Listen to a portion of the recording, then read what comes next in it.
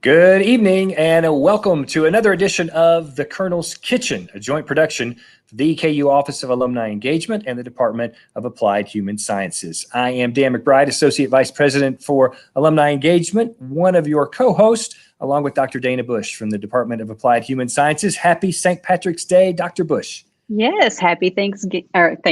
I said it again. You did it again. Earlier today. We're all messed up on our holidays anymore, aren't we? But yes, happy Patrick's you Day. Keep doing it. Oh my God. My shirt alone should be a reminder that it's right. St. Patrick's I Day. know. I got to keep looking at that shirt. The luck of the Irish. I'm a McBride, so I've got to fully represent. Absolutely. A couple of things we want to mention before we get to tonight's show. We, of course, want to remind everyone that Café Burrier is open and working again.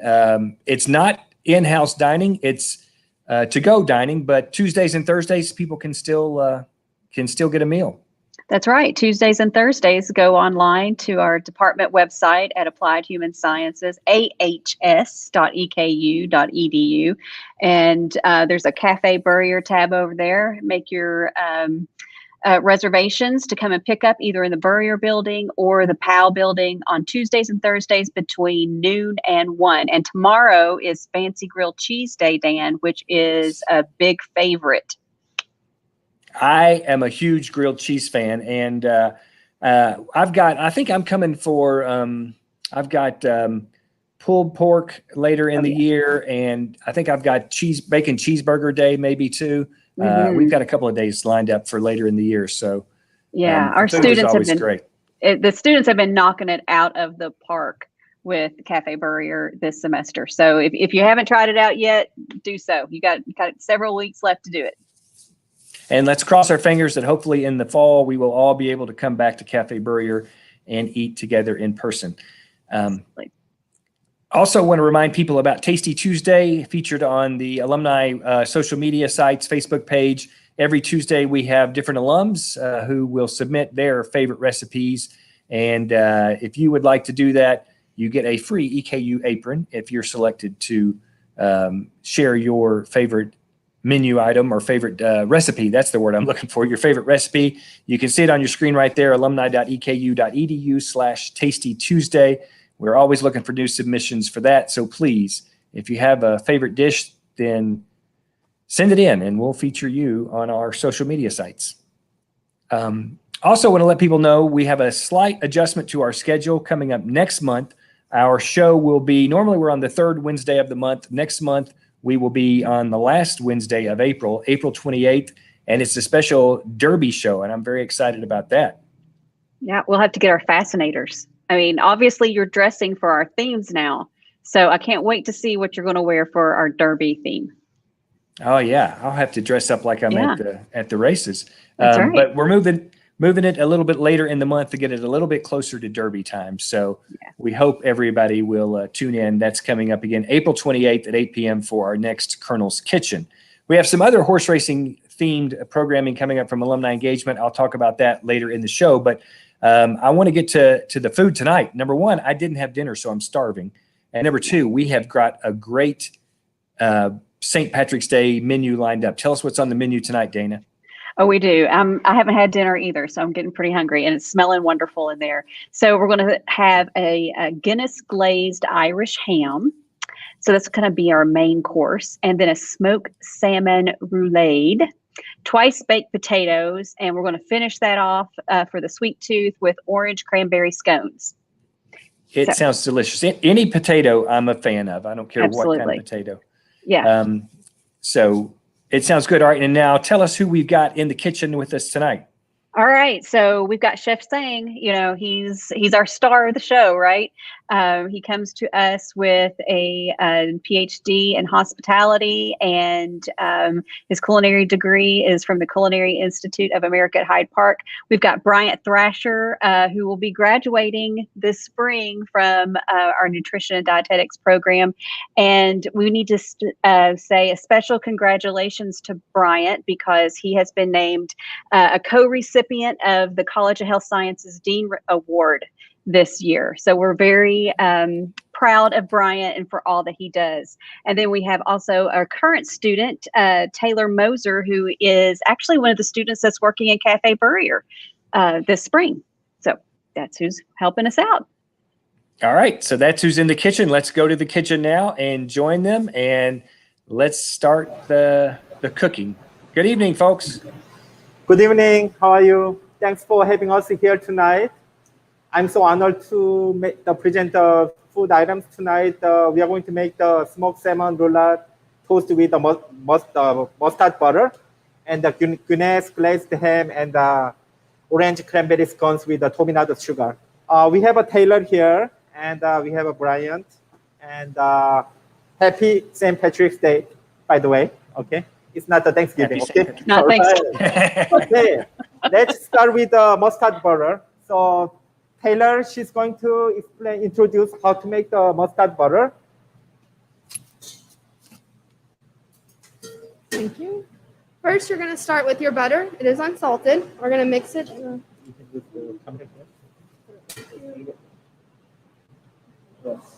First, you can add the butter in a mixing bowl. Yes. All right, so butter from the mixing bowl into the it's slightly melted at the room temperature already. Okay, and then next, we're going to add some Dijon mustard. Okay.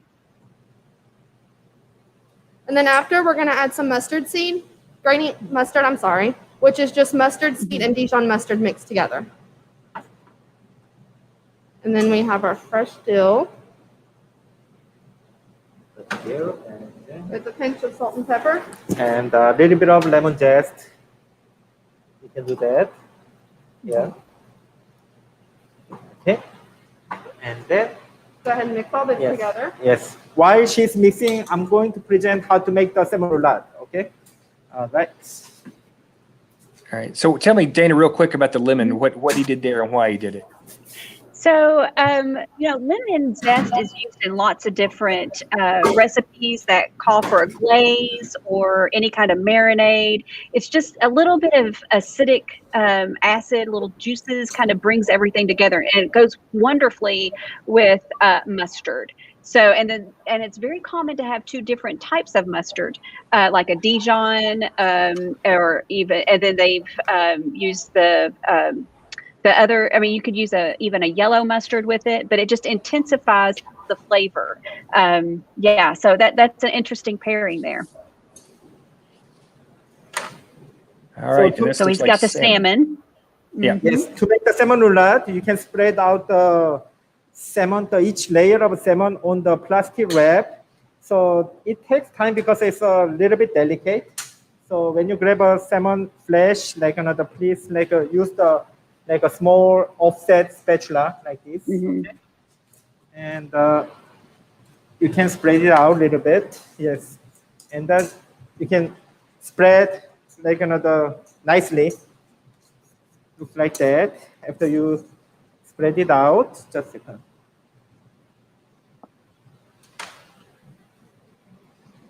Okay. And then maybe you can fill the holes with the salmon flesh. Okay, like this. So a roulade is just meaning that you're going to take something that's flat, like the salmon, and then put a spread over it, like Taylor's making with the butter, and roll it up. Oh, okay.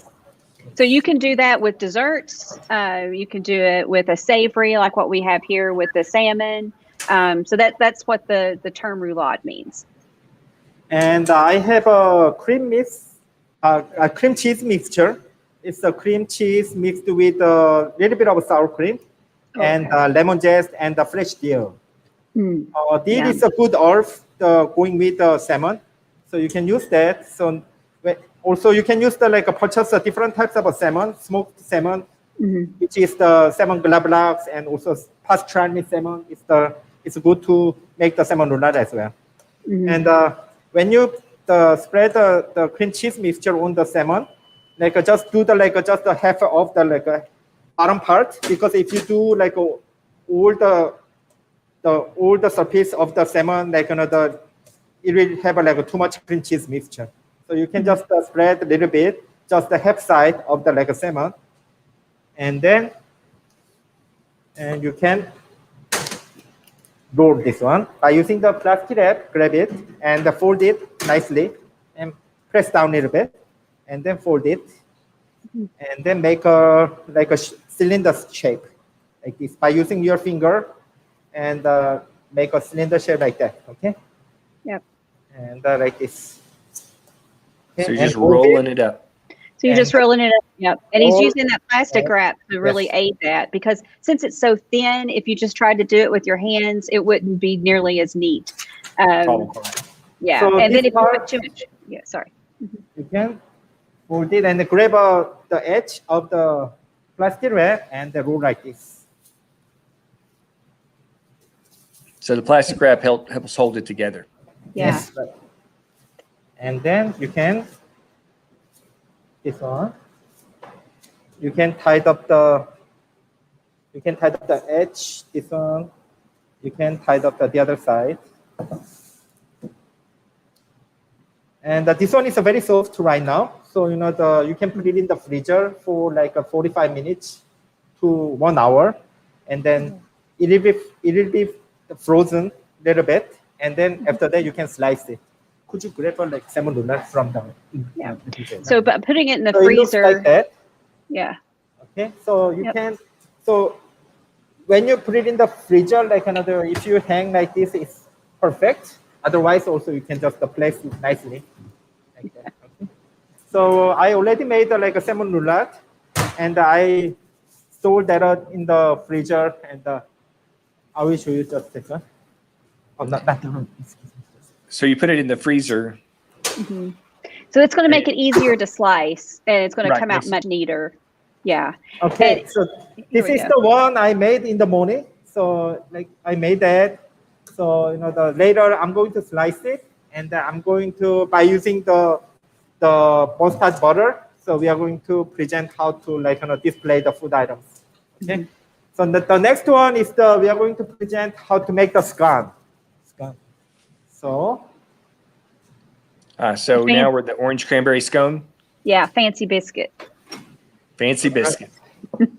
So scone is known as the representative of Ireland.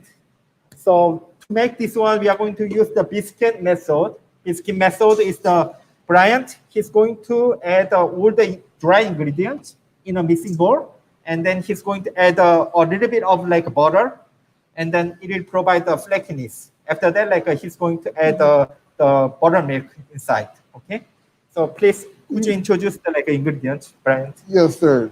So hi everybody. I'm gonna be doing the cranberry scone tonight, and like Chef said, I'm gonna be using the biscuit method to do it. So I'm gonna start by adding all of my dry ingredients into the mixing bowl. This is our all-purpose flour, some oatmeal,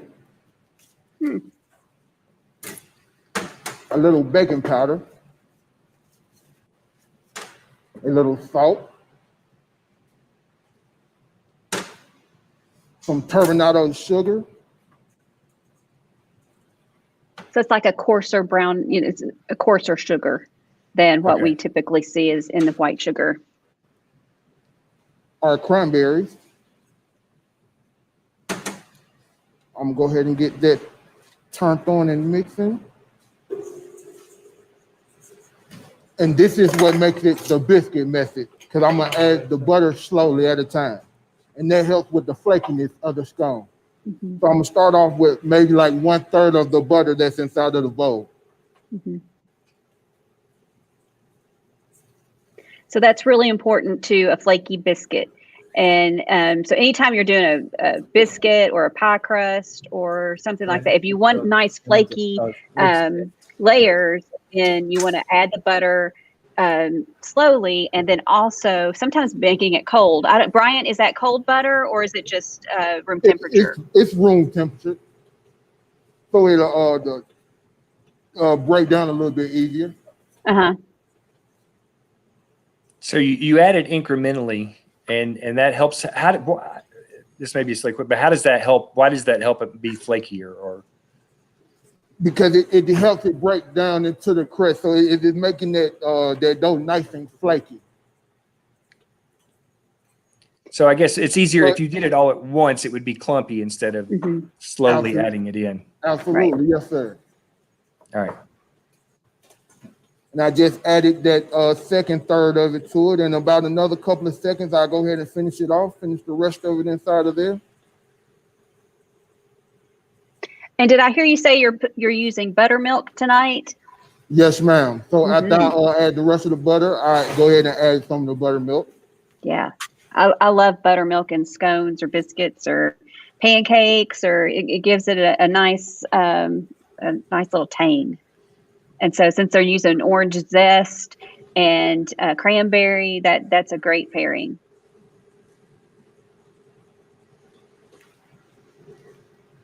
Orange zest. Yeah, orange zest. You can add that. Yes, please. And then this is the buttermilk. Yes, please add that. And now I go ahead and add the buttermilk to the mixing bowl.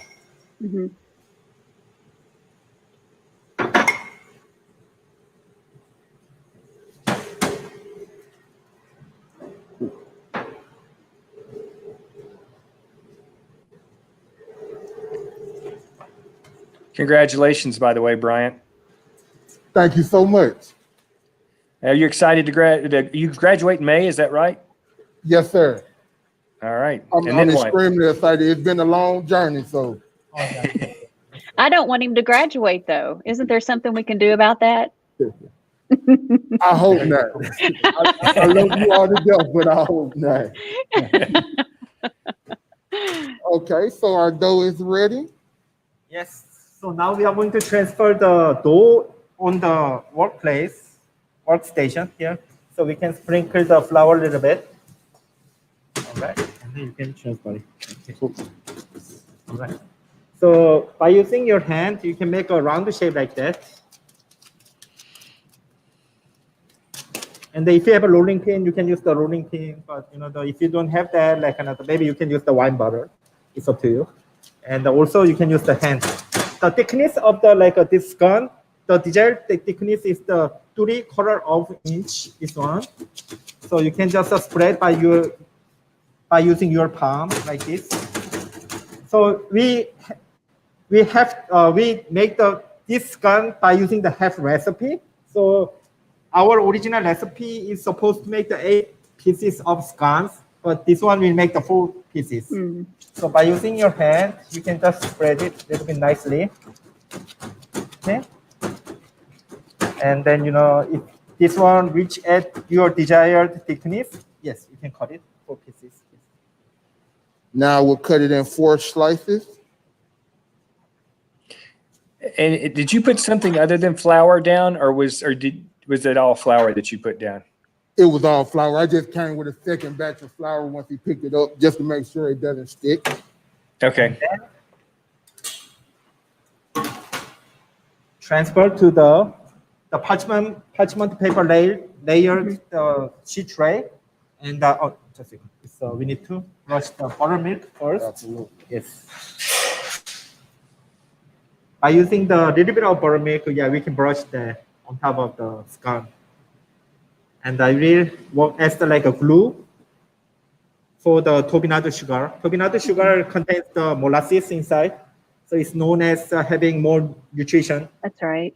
That's right. Than regular sugar. So please sprinkle the turbinado sugar. Yes.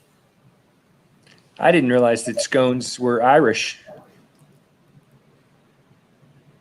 So Irish scone is known like it's a sweet. They normally enjoy the sweetened scone. So other countries they add they can also mix with a bacon, and also they can eat the scone with a salmon and other proteins. But normally the Irish people they eat a scone with a breakfast, and also jelly and other things with the coffee.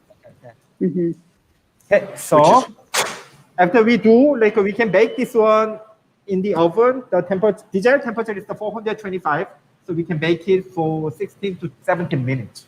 Okay. So, so pretty high temperature. I love a savory scone, as Sang was talking about. You can put all different types of ingredients in a scone. So they can be sweet, they can be savory. I love putting bacon, cheese, and different herbs. So it gives you a nice savory taste. But then also the sweet ones are great too. And traditionally you'll have a scone with tea. So the next one is most familiar with the sweet ones. We already prepared the twice baked potato because it takes time. So Bryant will explain how to make this one. So with the twice baked potato, what you want to do is start off with your whole potato. You want to bake that for maybe about 15, 20 minutes. Get that baked potato nice and soft. You want to cut that in half. Take out that filling. Dump the filling inside of a mixing bowl. Inside that mixing bowl, add a little cream, add a little sour cream, a little heavy cream, a little butter, and some salt and pepper, and some cheddar cheese. Mix that up nice and good. Then we put it inside of a piping bag and took it, and we made our nice little piping designs right here. Once we refilled it in our shells, we put it back in the oven for about 10 minutes and got that nice golden crispy color that you see on it right there. Oh, yum. And there we go. So good. And now we're going to top it with a little cheddar cheese. Why not? A little bit more cheese. Amen. Never can have enough cheese. Yeah. Oh, those look so good, Brian. You're taking a baked potato, gutting it, adding some stuff to it, mixing it up, and then putting it back in. Yep. Yeah. Twice So baked. did you hear him? He said cream and cream and cream. No. So sour cream, heavy cream, some cheese, a little bit of butter. Now he's putting some bacon bits and some cheese on it, and probably some chives. Is that right, Brian? Chives. Yes, ma'am. So there's our green, is the chives. Chives, yes. If you don't have chives, you can use the scallions. It's the same family, so you can use the scallions. And like a green onion. we are going to, yes, green onions. All right, very good. Oh, look at this. Oh, this is beautiful. And this is the Guinness-glazed ham. So to cook this, wow. I use the fully cooked ham, so it doesn't Okay. hang long. So to roast this one is you can spend like 10 minutes per pound. So if you purchase like 3 pounds of meat, it will take like 30 minutes. So you can boil the one part of the Guinness beer and the one part of the white brown sugar, you can mix together, and then you can thoroughly mix, and then you can heat it up first, and then you can place the ham, the smoked ham, on the skillet or the hotel pan, and then you can put it in the oven for like 30 minutes. While you are roasting, please you also need to do basting, by using the spoon, you need to put this glaze on top of it like this. So the fully cooked ham is dried very easily. So occasionally you can take out the ham and you can put some another glaze on top of it like this. Okay, it will provide the Guinness glazed ham. So Brian will present how to slice this one. Okay, I'm going to just transfer. Let me transfer this on to the cutting board here. Okay, all right.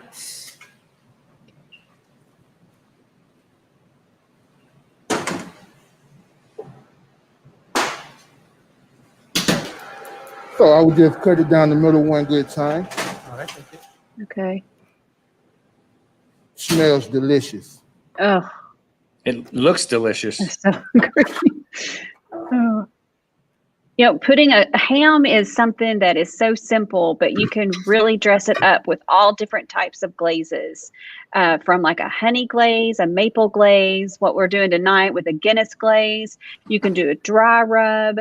And it's not, as Sang said, it's 10 minutes per pound. So you can put it in the oven, and it's not real time intensive or labor intensive. Hams are just great. Oh.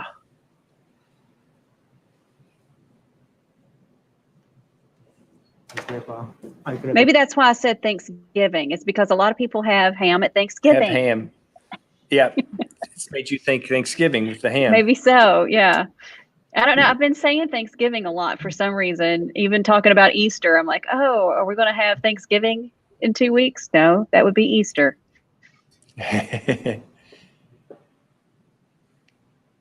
Is that?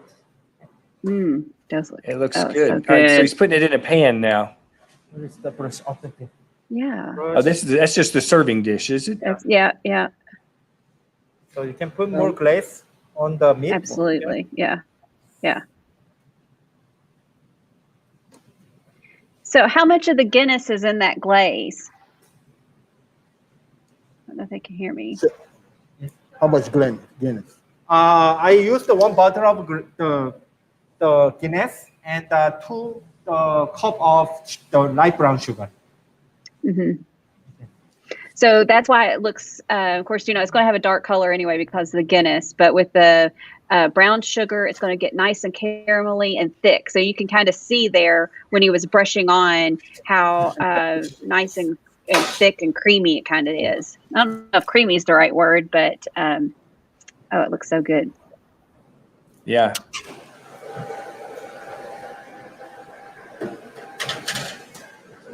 And the scone and the twice baked potato. Yeah. We've got out our skillets again. Oh, here comes our. Oh, yeah. So, all right. Tell me, is that the what's already in there? Is this the scone that he's finishing now, and the salmon roulade is already in there? That's the salmon. So he's putting the little mixture, the mustard mixture on top of the salmon, I think. Oh, okay. Okay. So tonight we're also going to do. Oh, sorry about that, Bryant. Go ahead. No problem at all. And he's topping it with some fresh dill on top of the salmon. All right, just a second, it's almost done. Okay, so that's the salmon he's finishing up. Yeah. So the deal will, it of course offers a nice presentation, but then a nice flavor as well. There we go. And we're doing things a little different tonight too, right? That's right. Yeah. So we're actually going to do some wine pairing, and then we're going to bring out some Guinness with that as well. So we'll talk a little bit about that. And I'd kind of be interested to know what some of our audience members might pair with this meal, because ham is really an interesting Could you grab a wine in the meat to pair with, because you can use a white, you can use a red. It really does depend on the glaze or how you've prepared it, what part of the pig it is. So tonight I've chosen Pinot Noir, which is kind of a light red, but I thought that would be appropriate with the sauce, because it's kind of a heavy sauce. So we'll see how that tastes. But I'd be interested to know what some other people might pair with that. Okay, and what was the last thing we just put there in the bowl? That last thing there. That looks like a coleslaw. Coleslaw. Mm-hmm. Okay. That's bonus. I didn't even know we were getting coleslaw, so that's bonus. All right.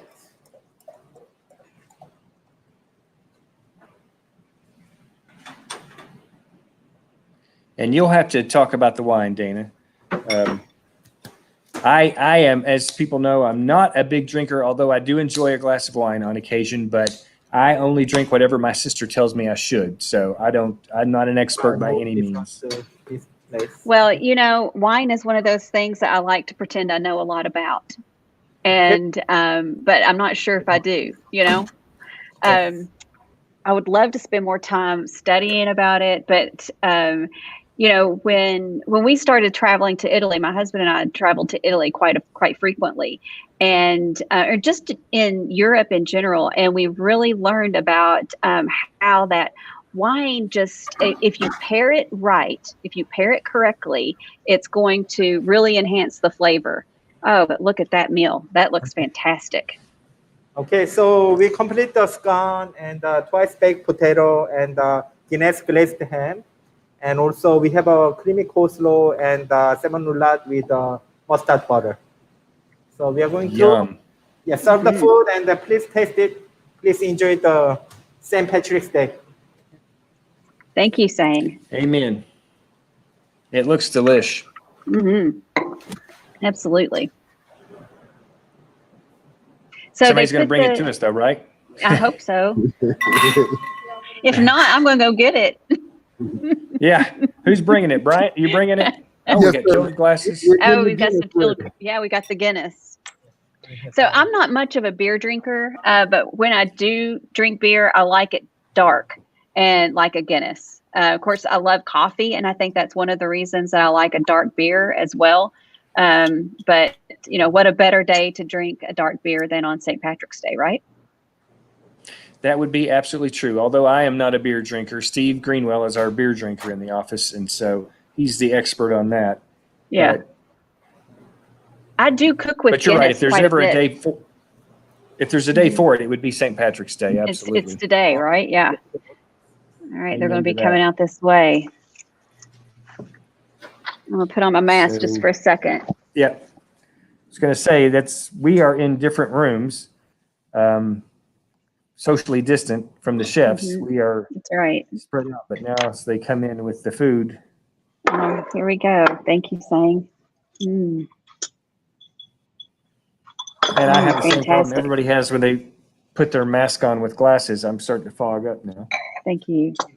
Thank you, Taylor. It looks wonderful. All right, here comes yours, Dan.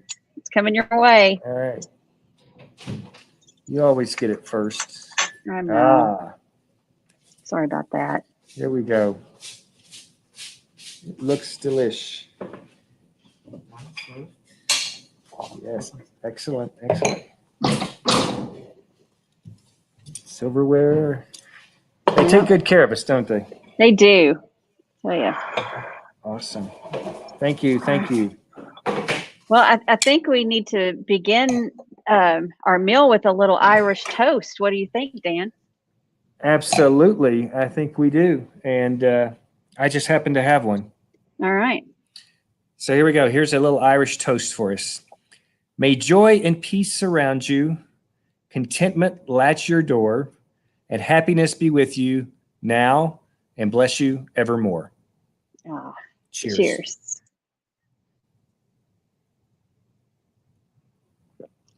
Mm. I'm going to say it's perfect because I don't know any better. So, well, see, it's not real heavy, right? It's kind of Yeah. light. I mean, as far as red wines go, so that's Pinot Noir is great. If you like red wines, and you're not really sure, it's a good place to go, especially with ham. Now you could go white here. I think maybe you could do a Sauvignon Blanc, which is one of my favorite whites. But I think we chose okay. We'll see as we get in here. Now with the salmon, it probably a white would have been good. But so, what are you trying first? I Really? did the ham first. Yeah. All right, I'm going to try the salmon. I wanted to because it's got a sweet Sorry. hint to it. So I'm a bigger ham fan than I am salmon fan. This rice baked potato is also delicious. Is it? Yeah. How's the salmon? It's very good. It's I'm gonna very try good. some slaw. The slaw is Oh, bonus. I see what they did. I wasn't real sure about the mustard, but now I'm understanding. So we have little crostinis here, which is like a baguette sliced. And so that butter and mustard that Taylor made at the very beginning, she spread that on the crostini and then put the roulade on and a little bit of sour cream and dill. And that is delicious. I'm about to find out. That is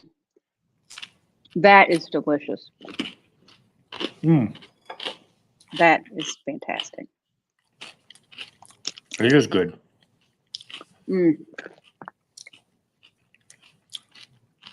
went to Alaska once. Oh. And we had salmon with everything. Oh, yeah. Now, have you been to Ireland? I have not been to Ireland, but it's on my bucket list. And I have not been to Ireland either. I've been to Scotland many times, but not Ireland. So we need to plan a alumni trip to Ireland. And we're working on that. I told Steve, since he's been getting to go to Italy every year, that I'm going to get to go to Ireland when we go to Ireland. But we are working with some other departments on campus to maybe do an Ireland trip coming up. So great idea. Wonderful. We were talking about it, and then the pandemic hit, and nobody was going anywhere. So I know. We really miss going to Italy this year for sure. All right, I'm going in for the ham. I'm going to try this. Now, I have it in my head that the scone is a dessert, but it really isn't, is it? No, a scone is not going to be overly sweet. Now, you can put marmalades or jams. In Great Britain, they put a lot of like creams, like clotted cream and things like that. I don't know about Ireland as much. And then they serve it with tea. But it's not overly sweet at all. I mean, it is really more like a biscuit that has flavor. And that's exactly how I would describe this one. It's not particularly sweet. Oh, that's so good. Although I tend to be used to those breakfast scones, a blueberry breakfast scone. Okay. Which is pretty sweet. But yeah, this is sweet, but not that sweet, but it's just got flavor to it. And it is more like a biscuit. Yeah. Oh, that ham is delicious. I told you. Oh my goodness. Wow. I really, really like. So that is just Guinness and brown sugar. It's very good. So the brown sugar will kind of caramelize a bit and cause it to thicken, and it's just really, really good. And you see, there's a nice little crust there on the ham. Yeah. No, it's so good. It is. They have done well again. Mm-hmm. You know, when we were talking about this menu, many of the things that we had to choose something, of course, that we could do within an hour, and which is kind of difficult because you think of some Irish foods like Irish stew or some of the breads. I mean, that would take a lot of time. So, so we were trying to think of something that would take a little bit less time, but still have a bit of Irish flair to it. And I think Chef Sang did a great job. Yeah. Sang, again, has picked the perfect meal. Mm-hmm. Yeah, the ham is very good. I'm sure people are just enjoying watching us eat now. We're just going to tell you all it's delicious. So make sure to find those recipes. Each one of these recipes is very doable at home. You know, the salmon, you would definitely have to, maybe if you don't fix that a lot, you have to get that from the store. But ham, you know, something that you can keep in your fridge for a long time. It's just all around a great meal. Let's bring them back in real quick. Are they available in the kitchen? There they are. Great job, guys. Thank you very much. Excellent. It's our pleasure. Delicious. Wonderful. Thanks for your support, and please watch the next show, which is on the last week of April. That's right. Yes. We are going to prepare some food in terms of Derby. Right? Yep, Kentucky Derby theme for that one. We're excited to see what you dream up for us on that one, Sang. Thank you very much. I may have to make us a cocktail. Oh yeah, yeah. Well, it's the Derby. We have to at least have something. Absolutely. All right, great, Dana. Thank you, as always. Thank you, Dan. Happy Thanksgiving. Another delicious night. Happy St. Patrick's Day. We do want to remind everyone again, Café Burrier is open Tuesdays and Thursdays, and check out the website for more information on that. And please help our students and get a great meal. You can't beat that. ahs.eku.edu. Remind you about Tasty Tuesday. We'd love to get more submissions on that. So if you have a favorite recipe, look us up and submit it for Tasty Tuesday, and we'll send you a free EKU. I just lost the word. Apron. Yes. Free EKU apron. And our next show will be on April 28th when we get ready for the Kentucky Derby. Join us right here at 8 p.m. on April 28th for our next Colonel's Kitchen. A couple of things coming up that we do want to tell you about next week. Next Tuesday night, we'll also help get ready for Keeneland and the Derby. Keith Klein, EKU alum, and someone who has been working in the horse industry for, 30 years, is going to be on to preview the Kentucky Derby and Keeneland a little bit for us and talk about his career in the horse racing industry and the equine industry. Keith Klein, that's next Tuesday night, the 23rd at 7 p.m. And then we have a special racing event coming up on April 8th. We can't have our annual Alumni Day at Keeneland this year. They're still restricting the numbers. So we are going to do a virtual horse racing event called At the Races. And it should be fun. It's a virtual horse racing event. You divide up into teams, and you have fake money, and you bet on the horses. And it's something we thought we would try and introduce to our alums. That'll be coming up again on April 8th. EKU At the Races virtual horse racing event.